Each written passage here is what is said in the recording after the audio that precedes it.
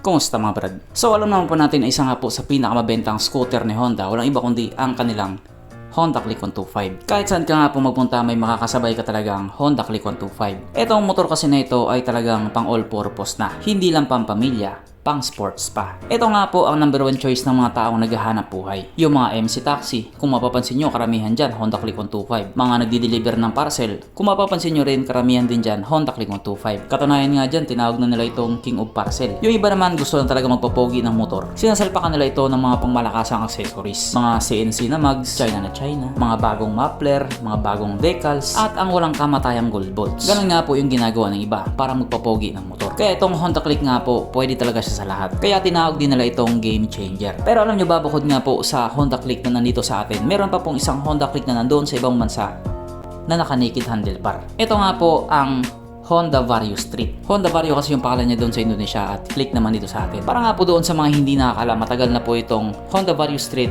sa Indonesia. Pagkalabas nga po nila ng Honda Click 125 version 4, kasabay din po nila itong nilabas ang Honda Vario Street 125 na naka-naked handlebar nga po. So ang tanong, bakit natin pinag-uusapan to ngayon? Sa page po kasi ni Honda Philippines Motorcycle, mayroon po silang nilabas na blind item na may nakasulat nga pong ready to upgrade.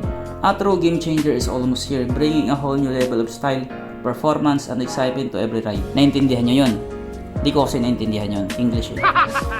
Basta, may ilalabas silang bago. At isang motor lang naman po yung tinatawag nilang game changer. Walang iba kundi ang kanilang Honda Click 125. At hindi naman po siguro sila mga baliw para mag-post pa ng ganyan kung yung current model pa rin yung ipapakita nila. Syempre bago yan. Kaya ang naisip po agad ng mga tao, yung Honda Click 125 yan na naka-naked handlebar.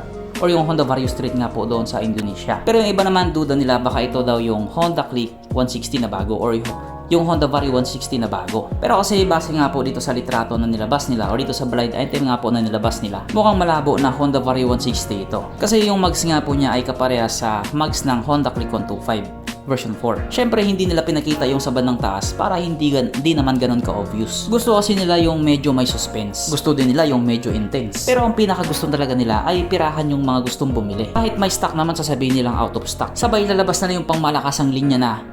Pero kung may 5K ka sir, pwede natin gawa ng paraan yan sir.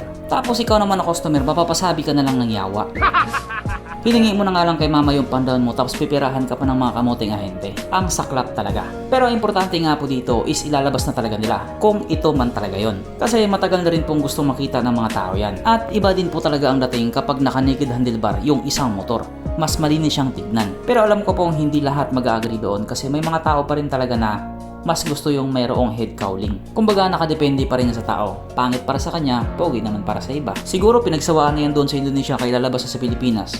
Ano sa tingin niyo mga brad? Parang ganun nga no? Okay, bye.